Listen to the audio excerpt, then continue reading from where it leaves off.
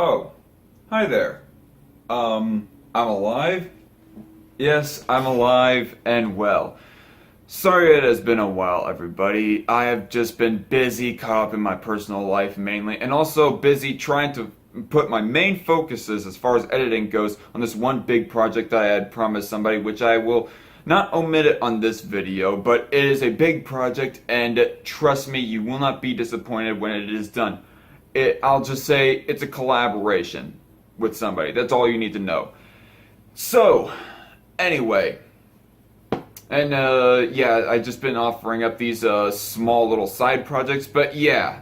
So this is my video talking about the midterm elections slightly, although I haven't really had any time, I hadn't taken the time to talk about the midterm elections, because for one, I've just never been super motivated, I guess. I mean, I've in a few streams read some articles on it, but that's about it. I haven't made any official videos, but other than that, no.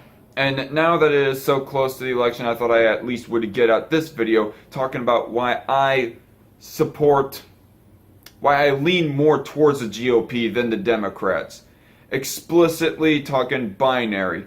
And I probably know that ratings bar down there is probably going to be pretty mixed on this video, because I know that some of my subs are not too fond. In fact, might even outright hate, or at least dislike, the party as a whole.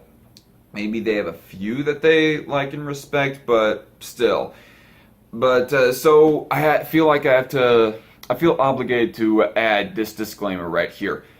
If the Libertarian Party was like mainstream, they were the main competitors against Democrats, this video would be titled, instead of Why I Lean Republican, instead it would be called Why I Lean Libertarian. But that's not the case, so that's why that I am making this video and why it is titled the way it is. And also, another side note, both of the parties are crap. Alright? Yes, both of the parties are not perfect. I mean, that's a no shit Sherlock type of thing to be saying, but still, just, I feel like that if I was not going to add that disclaimer, that people were going to go on about how, oh, the Republicans have this flaw and this flaw and this flaw, etc. And so that is why that I'm going to go through the flaws of the Republicans and both parties for that matter as well. And note also that I am speaking in generalities. On a subjective, case-by-case basis, there might be a single Republican or a single Democrat, when I go referring to them in generalities, that might break the stereotype of their party and what they stereotypically support. Like, for example, Rand Paul is more passionately for decriminalizing marijuana compared to the rest of the GOP, so that's one main example. And Jim Webb is, at least from what I generally hear, is more passionate for gun rights compared to the rest of Democrats. But anyway, so, flaws. Both of the parties are pretty weak when it comes to spending cuts, and when it comes to immigration. Just overall, I mean, Republicans, they give at least lip service to people who are for enforcing the border and overall against amnesty, but still they kind of are spineless when it comes to the issue of amnesty. They just what's the word I'm looking for? Proper word right here. They just flop to the Democrats on that issue pretty much, and they don't hardly budge at all when it comes to border security. Like, I think there might be a little bit of progress going on the wall, but even then, Trump seems pretty weak on immigration, at least in comparison to how he was campaigning. Because, coming along real slow, and he wasn't able to get that one single promise, the staple promise of his campaign through. So there's one thing. Democrats are a little bit worse, I would say, but overall still you cannot rely on either one of them on that single issue. And spending cuts, yeah, they're both just big spenders in general. You cannot really rely on them to cut spending at all. What's another thing? I'm trying to think. When it comes to like bailouts, and company subsidies as well. Rather plutocratic economics right there, or corporatist economics if you prefer. They both seem to be in support of that. And as far as like free trade goes, it seems kind of almost half and half, I would say, for both parties. Maybe you can say that even the Republicans, there are more Republicans than there are Democrats that are against free trade and are pro-tariff, but still, it's pretty mixed. So I cannot like put a firm grasp on it, but I would still like it best if like if the Republicans overall, generally speaking, were for free trade and against tariffs. But I cannot comfortably say that that is generally the case. All I can say is that it's generally mixed. But I think that's all that the cons I can think of right now. If somebody wants to mention some more cons down below. When it comes to the drug war, yes, both parties seem to overall be pretty silent when it comes to the drug war. All right, and the Democrats, they might be a little bit more passionate for legalizing marijuana than Republicans, but I'm overall pretty apathetic when it comes to marijuana legalization, especially recreational use. I mean, medicinal marijuana seems to be catching on anyways. I mean, particularly in Oklahoma, I don't think it is legalized recreationally in Oklahoma, but it's at least medicinally legalized in that state. And if medicinal marijuana is catching on, I say great. If recreational marijuana does not catch on, I'm like, well, as a libertarian, I would really like if it was decriminalized, but because it's not being decriminalized, that's just a luxury in my opinion, and I'm just apathetic rather to, or at least I consider it to be a very small issue in comparison to all the other issues that I'm going to be mentioning here. This next issue not being one of them, that being like sexuality. When it comes to gay marriage, yes, Republicans and Democrats both were for enforcing traditional marriage across the country rather than it just allowing any type of sexual relationship, consensual sexual relationship to go on. And Democrats, they caught on to, I'm going to cringe when I use this word, but progress. They caught on to progress before Republicans did in being all for decriminalizing homosexuality, pushing the 2015 SCOTUS ruling that declared it unconstitutional for any state to be barring homosexual marriage, you know? But, and the Republicans, as it stands today, they are at least apathetic themselves to gay marriage. They pretty much have given up the fight ever since the 2015 ruling. I mean, Ted Cruz doesn't even hardly mention the issue at all. I mean, earlier during his Senate tenure, during the Obama years, he might have been all like, I am for, like, allowing the states to decide on gay marriage. But I cannot remember when I've last heard him speak on that. I cannot remember when I've last heard any politician speak on the issue of gay marriage and whether or not we should have, like, a legal position on it. Which makes me think that overall DC is just going to leave the subject as is. Transgenderism, that's a bit of a different issue. And I will give the benefit of the doubt to anyone who wants to say that overall the Democrats are more empathetic on the issue of transgenderism compared to Republicans. And as a libertarian, yes, I will disagree with them on that. Let people decide if whether or not they want to get their gender transitions, etc. But again, that's another rather small issue for me personally. But here we're getting to the bigger issues that are more important to me. Gun rights. Republicans, generally, that's one of the issues that they stand more firm on than Democrats. I mean, Democrats, they passed in 1993 the assault weapons ban, and then in 2003, I cannot remember, I mean, I would have to actually research this up, but the Republicans of the time just let it, they like turned it down. They turned down renewing the bill, and so therefore for about 10 years, the assault weapons ban wasn't hardly touched. Then back in 2013, it was brought back up, and if I can recall correctly, majority of Democrats, I mean, there might have been a few Democrats that sided with Republicans on this issue, the general stance of the Republicans on this issue, but I think, if I remember correctly, at least more than half of the Senate Democrats voted for renewing the assault weapons ban in 2013, after the Sandy Hook shooting and so on and so forth. But Republicans, yeah. I mean, they might be taking...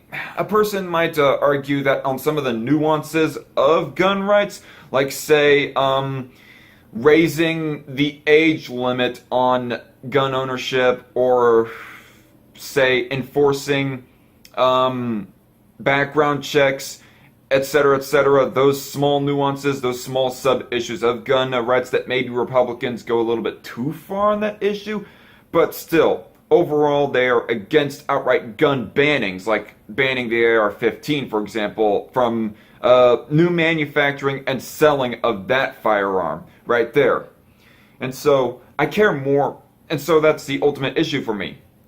On background checks, I am willing to compromise personally on that, but it's just outright gun bannings that I'm completely against, and I know that Republicans are at least against that, so they have my approval on that. So that's why that I generally approve of Republicans over the Democrats.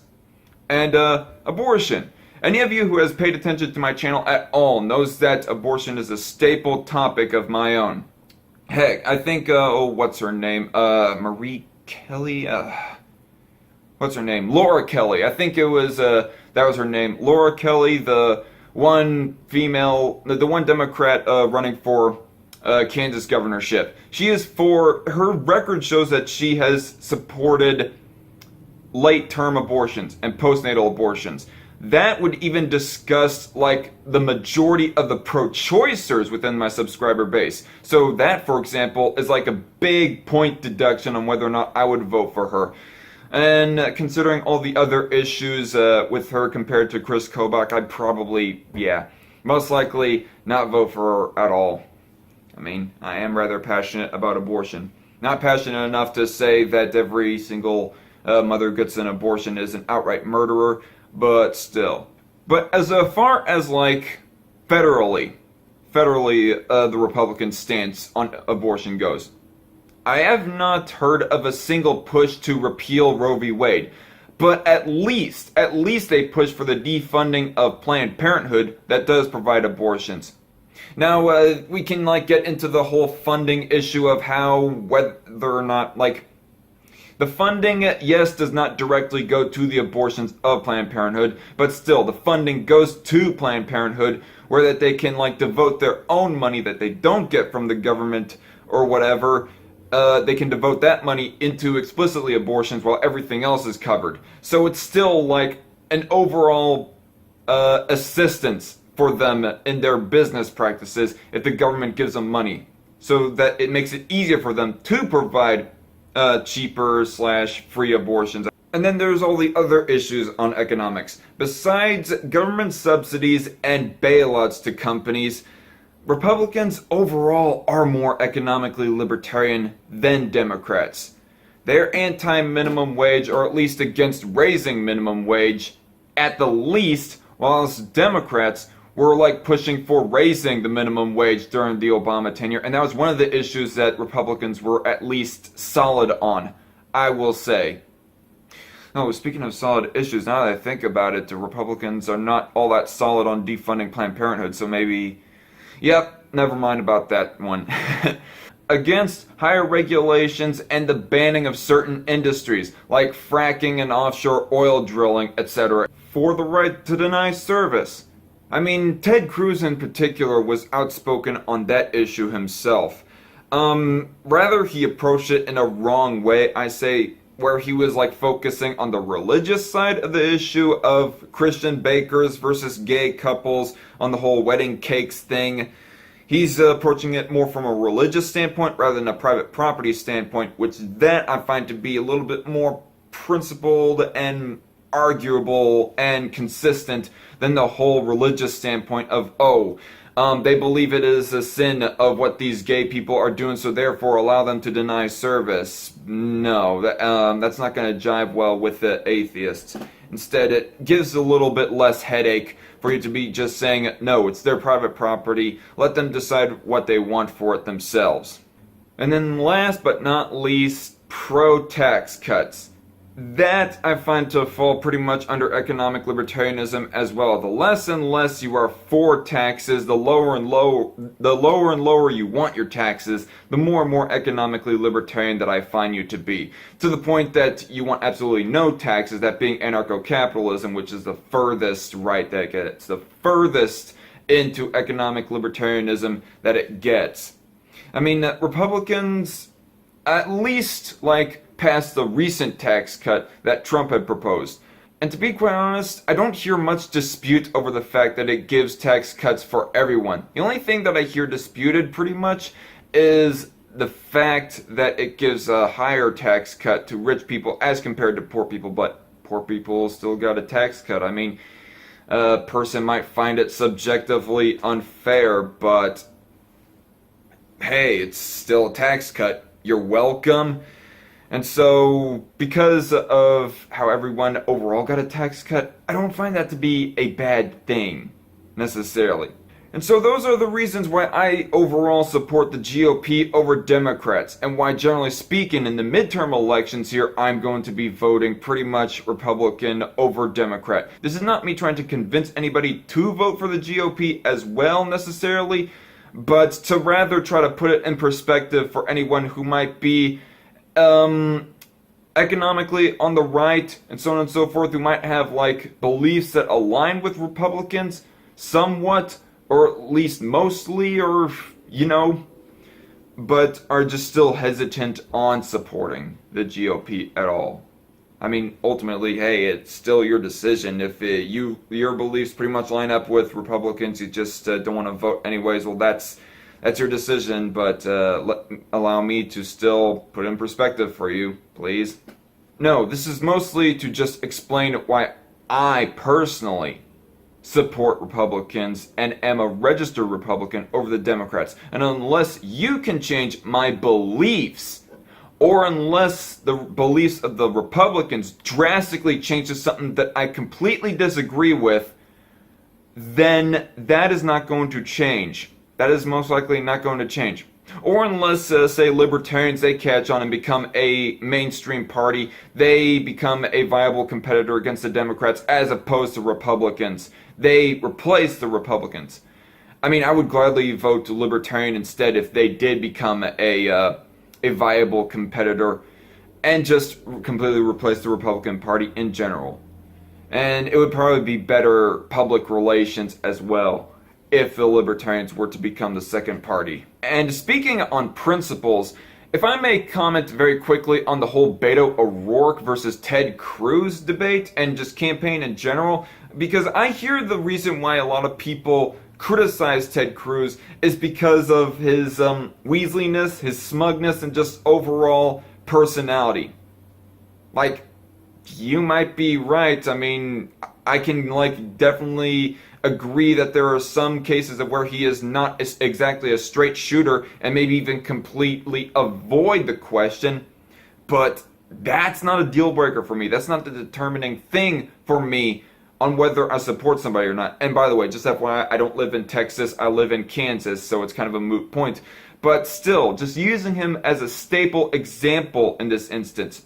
The reason why I support Ted Cruz, even though I'm in a different state, and I would support any candidate for that matter, is because of their policies, is because of Ted Cruz's policy positions. Oh, and I forgot to mention Obamacare as well, the ACA. Republicans against it, Democrats overall for it. Republicans in the recent years have at least been able to repeal the individual mandate, last I checked anyways. I mean, anything else further than that, I don't think they've gone much further. Which Republicans overall, that's another issue that they are pretty weak on, whereas they let Democrats just pretty much maul over them on the issue of healthcare. Except for Ted Cruz, which is kind of why I sway on over to healthcare when I was talking about Ted Cruz, because that's one of the staple issues with him. And I do not care, Democrats and liberals and moderate leftists, Bernie bros. I do not care for your subjective political spectrums on determining that Obamacare is actually a right-wing proposal or the individual mandate is a right-wing proposal. I don't care. I completely disagree with it being a right-wing thing, but still, that does not negate the fact that I still disagree with this thing, whereas Republicans nowadays, despite how they might have been in the 90s with an individual mandate, right now, they seem overall to be against it, and just the ACA and Obamacare and universal health care in general. Particularly Medicare for All is another thing right there. But with Ted Cruz, back to Ted Cruz versus Beto O'Rourke. Beto O'Rourke, he supports Medicare for All and banning assault weapons, supposedly. And he is also for giving amnesty to illegal immigrants. I can probably think of a few cases where I would be flexible on the issue of amnesty, but overall as a general stance, no amnesty, particularly for adults that are just being belligerent to the law, and for felons from other countries that come here, no amnesty for those. Deport your ass. But I don't hear that kind of stance from Beto O'Rourke. Instead, I hear it more from Ted Cruz, for example. Not so much from all the rest of Republicans, maybe a few others, but Ted Cruz, yeah, is not for that. So those are three issues that those two people have different from each other that I support Ted Cruz on and not Beto. So you would have to completely change my belief on those three issues in order to completely shift my support. Not just point out, oh, look at how Ted Cruz is so weaselly, or, oh, look at how he has conducted himself in the Senate, etc. He's being an obstructionist, or whatever else have you. And I also hear people go mentioning about his debate performance of how he supposedly smeared and lied about Beto. Maybe if I was to closely analyze the debate, but even then, if he lied about the guy's reputation, I can admit that it is rather slimy. Providing that all these are true, by the way. I can admit that it's slimy, but that still does not negate the policy agreements that I have with Ted Cruz. And if I was in Texas, living in Texas myself, I would comfortably vote for Ted Cruz. And honestly, I overall did not see a big performance difference between Beto and Ted Cruz. They seem to have pretty much been equal in how they were not being exactly straight with their answers, given a straight, direct yes or no answer, etc. Maybe somebody can make the point that Beto was being better PR for Democrats than Ted Cruz was for Republicans, but still. And on the issue of at least one of his supposed lies, that I have actually researched into, saying that Beto O'Rourke called cops modern-day Jim Crow. It was an oversimplification, and by the way, I'm going to provide an article down below in the description talking about this. Actually, I have it pulled up here. Let me read it. So, he says, Beto O'Rourke does, that injustice to many more people here that I know firsthand continues to persist today. That system of suspending somebody solely based on the color of their skin, searching that person solely based on the color of their skin, stopping that person solely based on the color of their skin, shooting that person solely based on the color of their skin, throwing the book at that person and letting them rot behind bars solely based on the color of their skin is why some have called this, I think it is an apt description, the new Jim Crow. So Ted Cruz was oversimplifying Beto's positions, but he wasn't outright lying about Beto. Beto in that statement was referring to cops, obviously referring to cops' actions in that statement there, and he ends it off with, it's Jim Crow. So add 2 and 2 together, folks. I don't see what's so hard about that. Maybe it is a bit of a stretch, maybe Ted Cruz was stretching, but it wasn't an outright lie. But anyway, that's all I have to say in this video, and again, if you want to change my party affiliation and who I support overall as a political party here in the United States, you're going to have to change my beliefs before I'll actually change my own party support. It's not going to be PR, it's not going to be personality, it's not going to be any of those that I base my party support on. It's going to be policy. I'm the Dark Conservatarian. I'll see you all later. Godspeed.